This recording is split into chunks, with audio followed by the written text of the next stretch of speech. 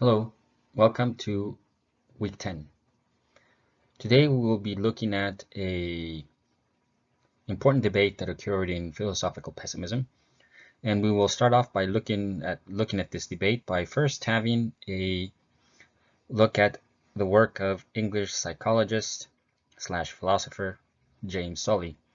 He was born in 1842, died in 1923, and specifically we will be looking at his book called Pessimism, a History and a Criticism. There's a look at his book. As you can see, the title, Pessimism, a History and a Criticism. Now, specifically in today's online lecture, we will be covering two areas. First, we're going to have a look at history. And by a history, I mean a history of philosophical pessimism. And in this context, we're going to see how Sully's book, Pessimism, a History and a Criticism, plays an essential role in offering the world, specifically the world outside of Germany, a full and complete approach to philosophical pessimism. After that, we are going to move on to the assigned readings themselves and have a look at some very specific arguments and aspects of the book. So here are some important points that need to be kept in mind. First, Pessimism, a History and a Criticism, was published in 1877. So this is towards the end of the 19th century and after Schopenhauer had published his major works. Second, Sully, and this is a relevant piece of information that should be kept in mind at all times, was primarily a psychologist. And I say that this is a relevant piece of information because, as it will become apparent throughout this online lecture, the line of critique that Sully uses to analyze philosophical pessimism is primarily a psychological perspective. In other words, while Sully is engaging with a philosophical doctrine, a philosophical set of arguments, his criticisms are mainly based on psychological perspectives. The other important point to keep in mind, and which makes this book all the more relevant, is that it appeared at a time during which philosophical pessimism was a very popular topic. So Professor Friedrich Beiser wrote a very important book in the year 2016 called Weltschmerz. Now, Weltschmerz is itself a German word that means something like world pain. And in that book, he described the following scenario. He said that beginning in the 1860s and lasting until the end of the 19th century, the dark cloud of pessimism hung thick over Germany. This bleak and black mood spread far and wide. It was not confined to decadent aristocratic circles. It could also be found in the middle classes, among students at universities, workers in factories. Pessimism soon became fashionable, the talk of the town, the theme of literary salons. In other words, what Beiser is describing here is that during Germany there occurred an event that, although is not clear exactly why it happened, allowed pessimism as a philosophical set of ideas to become very popular, and the philosophers representing pessimism became very well known. So Pessimism, a History and a Criticism makes its appearance during this most interesting of times for philosophical pessimism as such. So Sully's book is very important in this regard because written and published in the year 1877, it came out during the exact moment that Weltschmerz was in its high peak. So here's a picture of 6 very famous pessimist philosophers. And they are, in the orders as the name appears there, from left to right: Arthur Schopenhauer, Olga Plümacher, Philip Meinlander, Agnes Taubert, Julius Banson, and Edward von Hartmann. So we already had a look at Schopenhauer last week in person, and we are going to have a look at him again next week in an online lecture. Schopenhauer's role within philosophical pessimism is central and inescapable. Next week in class, we will be looking at Olga Plümacher and Edward von Hartmann.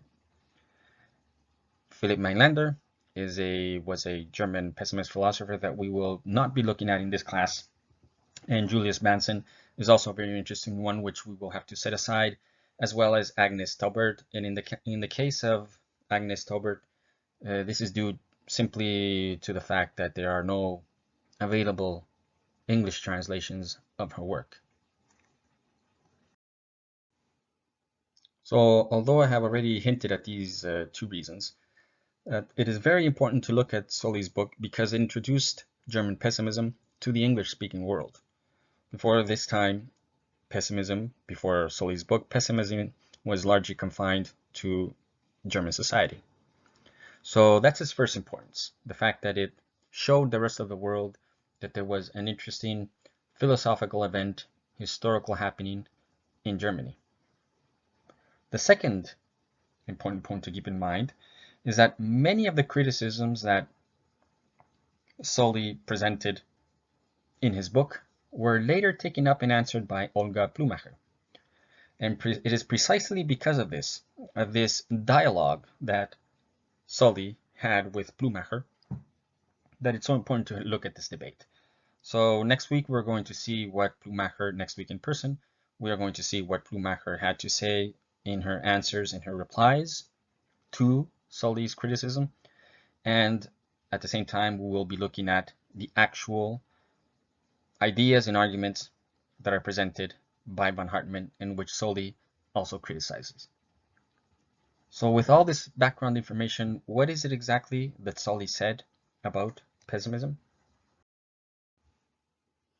So recall our in-person lecture last week, where at the start of that lecture, we dedicated some time to clarifying what the concept of pessimism actually means. And in this regard, Sully does a very good job himself of clarifying the concepts that we are using. So at the start, he says that to most people, pessimism is nothing like a philosophical creed or a speculative system. In other words, when people tend to think of pessimism, what comes to mind is hardly ever a philosophical system made of arguments. So what really people think of when they think of pessimism, it all has to do with certain temperaments and attitudes towards world events. So it was for Sully, it was also a mistake to make such a difference or such a clear-cut difference between them. So we can now look at exactly why Sully thought this was the case. So in order to get at Sully's interesting point, it is best to read it directly in his own words. So he says the following on page 2 and 3. At first sight, it might seem that these two kinds of pessimism, the popular and instinctive, and the philosophical and reasoned, have nothing to do with one another. It is true that German pessimism, as a philosophy of existence, must be examined and estimated on its own grounds, and be accepted or rejected on its merits. But, at the same time, the full significance of this speculative doctrine cannot be understood except by reference to a pre-philosophical pessimism. Systems of philosophy do not spring from pure isolated intellect, but are the products of concrete times, made up in part of certain emotional and moral peculiarities. So the point that Sully is making here is a very interesting one. So as we saw in the slide before, Sully rightly points out that when people think of pessimism, they seldom think of a philosophical system.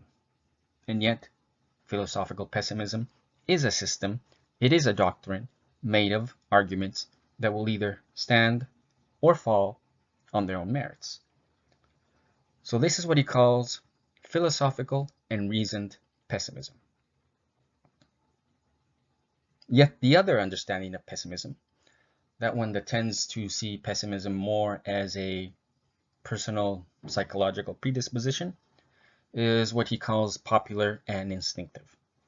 So we have these two pessimisms, and yet Sully wants to make the point that although they are different sorts of pessimisms, they still depend on one another. In other words, what he's saying is that philosophical pessimism, as a doctrine, as a system, as a reasoned philosophy, is not the product of an isolated intellect, but rather, his claim is that it is the product of certain pre-philosophical dispositions. So this is where psychology starts to play an important role. So human beings are products of their environment, and they have certain emotional and moral peculiarities, their personalities, ways they understand the world, and these are and play important roles in creating pessimism. So although there are differences between the two, between the popular and the reasoned pessimism, Sully wants to stress the point that that difference is not so great that they are irrelevant to one another. Rather, reasoned and philosophical pessimism is only possible because of a pre-philosophical pessimism. So how does he define pessimism? I propose, he says, therefore, to interpret the terms optimism and pessimism in their widest meaning. Any theory which distinctly attributed to the world and to human life a decided worth, representing it as something good, beautiful, will be included under optimism. Similarly, pessimism will cover all doctrines which distinctly deny this value to life. In other words, on Sully's reading, any philosophical doctrine that says or affirms that life has no value, which is to say, any philosophical system that denies that life can be good and beautiful, for Sully, this is enough to count as pessimism. Now, Plümacher will have an interesting reply to all this, so it's always very important to keep in mind exactly what Sully is saying, because only if we do keep this in mind can we make better sense of Plümacher's criticism. So although we are going to leave Plümacher's response to Sully for our next in-person lecture, what we can say for now is that it should be clear just how psychology seems to be playing an important role here. And this is because he views pessimism, and to be fair to Sully, this is not something he only ascribes to pessimism, but he thinks that in optimist philosophies, the same psychological processes are involved in this.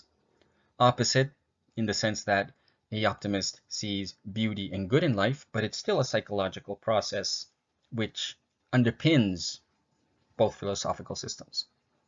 So a human mind that is, as Sully sees it, predisposed to negativity, to see the bad in things, Sully thinks that this mind will develop or support philosophical pessimism, whereas a person that is more predisposed to see the good in life, to have a positive attitude, will likely favor optimist philosophy.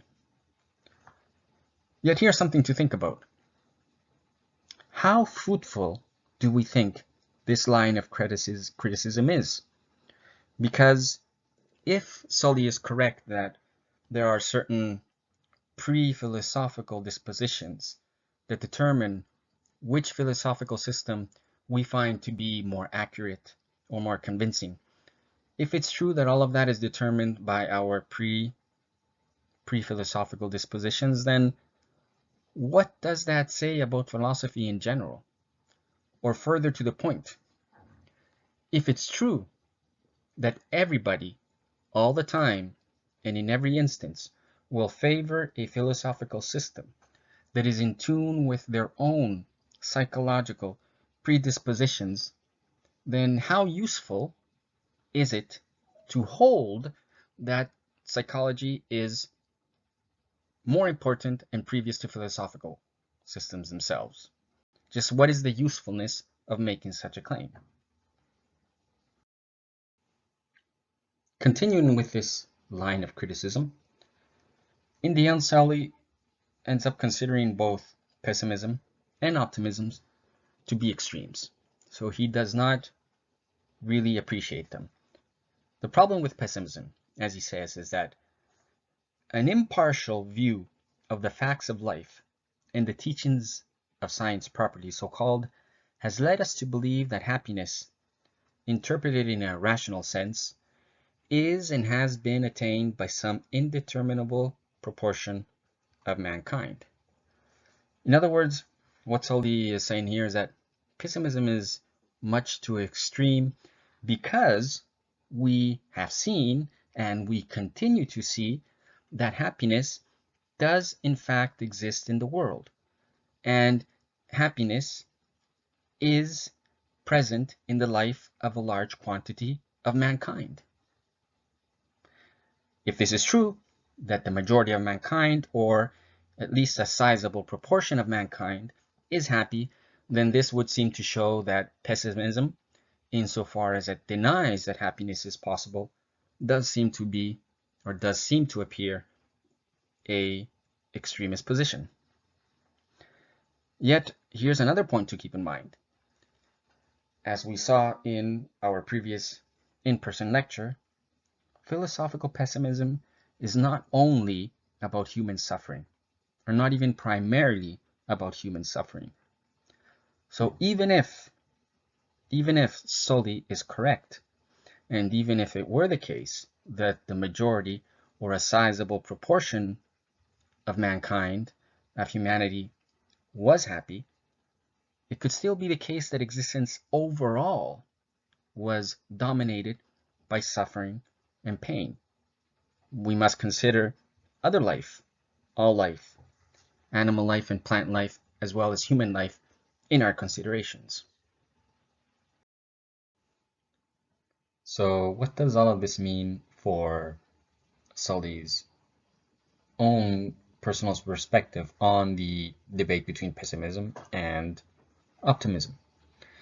Now, because he considers pessimism to be extreme, and for that reason he also considers optimism to be extreme, he takes up a position that he calls meliorism. Now, he thinks this is the better position. Now, this term, the concept of meliorism, is not of his own creation. Rather, it is a term that he gets from the English author Marianne Evans, known as George Eliot, and she wrote Middlemarch in the year 1871. So Sully says in regards to George Eliot and the term meliorism, he says, our line of reasoning provides us then with a practical conception which lies midway between the extremes of optimism and pessimism, in which, to use a term for which I am indebted to our first living woman writer and thinker, George Eliot, may be appropriately styled meliorism. By this I would understand the faith which affirms not merely our power of lessening evil, this nobody questions, but also our ability to increase the amount of positive good. In other words, what Sully has in mind here with the concept of meliorism is a view which says that not only can our ills, our sufferings, and our struggles be alleviated or lessened, but more interesting, Sully thinks that meliorism allows us to believe that positive pleasure, which is to say that good in lives, all the goods in our lives, can be increased. So whereas pessimism says, at least on Sully's reading, we are doomed to suffer, and optimism says this world is already as good as it can be, meliorism says this world is not full of suffering, this world is not as good as it can be, rather we have the power to make this world better. So, setting aside whether or not Sully is correct in his criticism that pessimism and optimism are extremes, here's an important point that I think we should keep in mind when we are going to evaluate and determine whether or not an argument like Sully's is a good argument or not. First of all, arguments in themselves are never extreme. As anybody that has taken a course on critical thinking is aware, arguments have very specific forms. Arguments are either valid, invalid, sound, unsound, strong, or weak. And this applies to all arguments, including pessimism and optimism. What can be extreme within an argument, perhaps, is a conclusion, which is to say a point of view. So points of view and conclusions of the arguments, they can be extreme, but if they are extreme, then this is likely because of some premise, which is to say some reason within the argument is also extreme. And just to be precise on what we mean by extreme we can mean a reason or a premise is extreme if it's wholly unreasonable, unjustifiable, if a claim is outlandish, abusive, discriminatory, if it has no moral support, and so on. So claims of these sorts can be extreme. And if we have these sorts of premises and reasons within an argument, then it is possible that the conclusion would also be extreme. So when Sully says, for example, a quote, he says, "As we have seen, neither optimism nor pessimism can lay any claim to be a strictly logical belief, that is to say, the pure result of observation and induction." This sort of claim made by Sully should be taken with a critical stance. First, is it the case that any philosophical system can ever claim to be purely the result of observation and induction? Is anything like pure objectivity even possible? So setting aside whether or not any philosophical system can really ever be strictly logical, what we need to consider is that pessimism or optimism should be able to stand on the strength of their arguments. So if we think that the conclusion of pessimism, for example, or the conclusion of optimism if these conclusions we consider them to be extreme, so if we think that pessimists claim that life is filled with suffering is implausible, then that is because one of the reasons they have given in the argument are also implausible. And it is up to us to try to determine and see which of these claims we would consider implausible.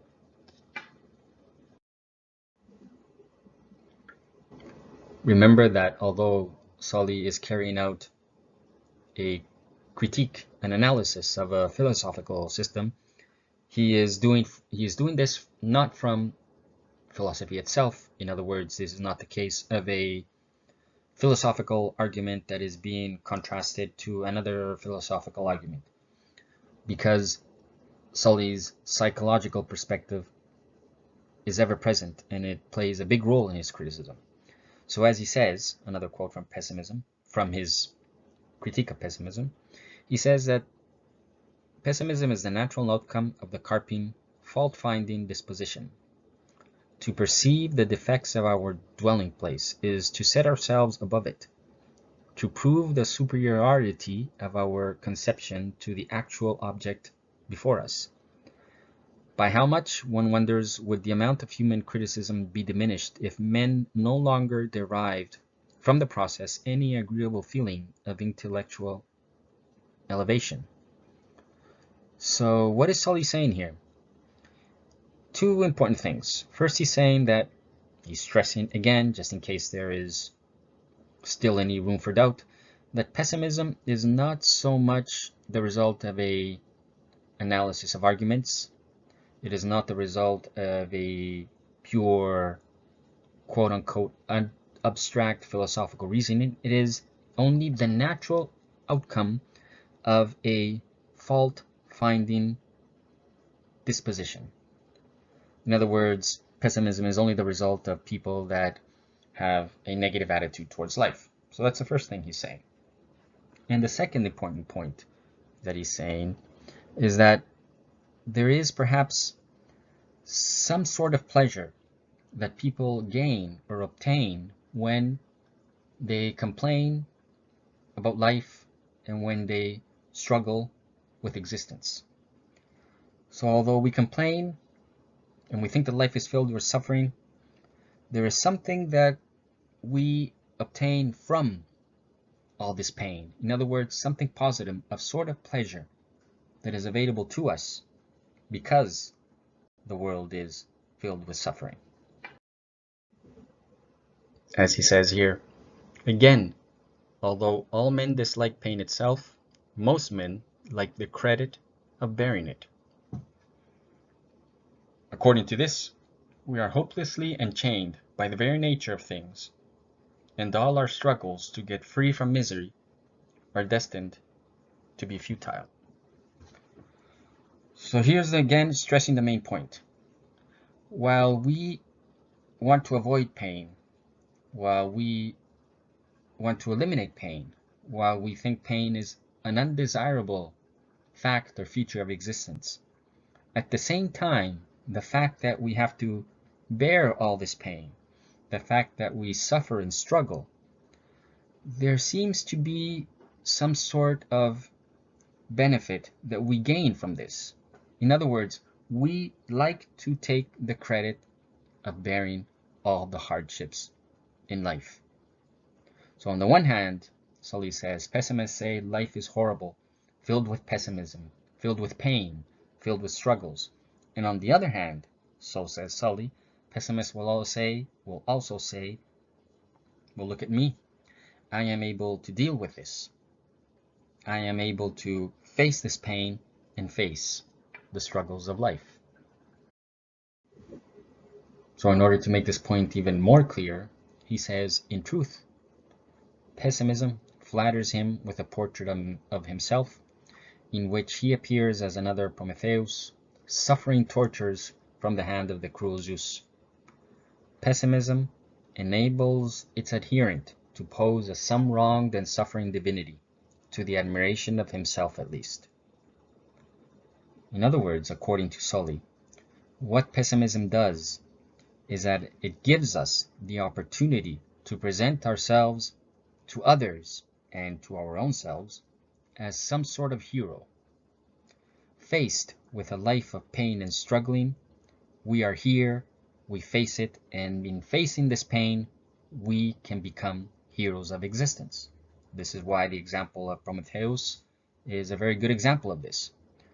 We admire anybody that is able to live on in the face of this sort of criticism, of this sort of pain and hardship. So what are we to make of this line of criticism that Sully presents? The point here is that in order for us to carry out a better evaluation and judge Sully's criticism on its own merits, we don't want to say that he's necessarily wrong in his criticism. In other words, it could be the case that philosophical pessimism is the result primarily of a psychological attitude, and he could also be right that it might be the case that pessimism is somehow extreme. So the point isn't to say that he's wrong, but the point is to try to better understand just what it is that he's saying, and in order to do this, we need to have a clear understanding of what pessimism is. In this last point, it seems to me, Sully makes a mistake, and he's not very accurate when he says that the pessimist derives a certain pleasure, or the pessimist is able to make certain claims about the status of being a hero in virtue of facing all the countless struggles that we encounter in our lives, because pessimism is not a self-centered philosophy. In other words, it's not that the pessimist says, my life is, or has been, overall filled with pain and hardship, and therefore I condemn the entirety of existence.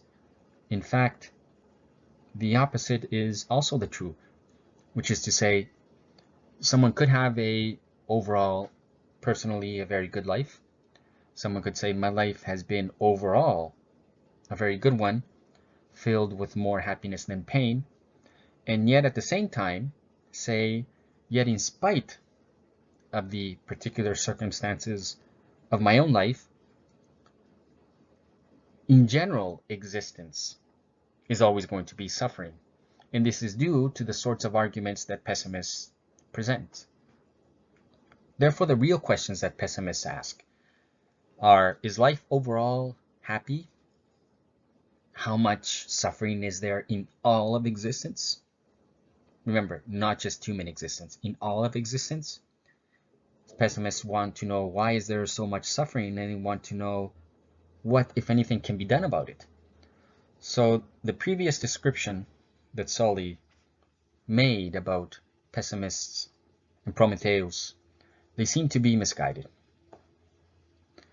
Yet there is one interesting point to keep in mind, and this is the perfect entrance into the lecture that we will have in person the following week, which is on Nietzsche. Because while pessimists do not claim that pain enables us to elevate ourselves and think highly of ourselves, in fact, Nietzsche is sort of saying this. For Nietzsche, he did in fact claim that suffering and pain provided us with the means necessary to achieve greatness, and pain and suffering enabled us to give meaning to our lives. In other words, to bear pain is a sign of greatness. But this is on a very particular take that Nietzsche has, and it is in no case a reflection of pessimism more generally. What we have seen so far, therefore, should be enough to give us an overall view of Sully's criticism of pessimism. The points to keep in mind, remember, are three.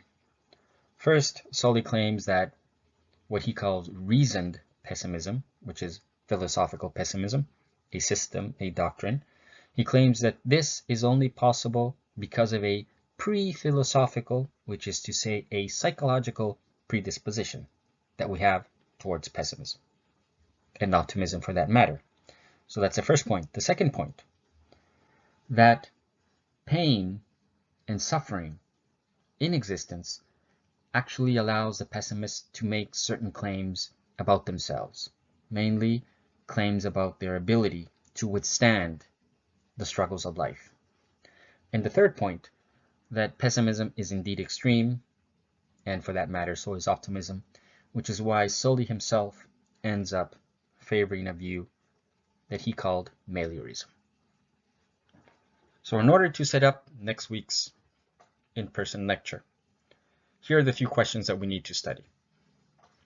First, for Hartman, individual redemption is no solution. Given this, how does he describe the endeavor after individual negation of the will and all asceticism? 2. Why does Hartman think that the disappearance of humanity is not the ultimate solution? And 3. In reply to Sully's claim that happiness has been and is now being realized, Plümacher says that pessimists will raise two important questions. What are they? Thank you for following, and see you next week.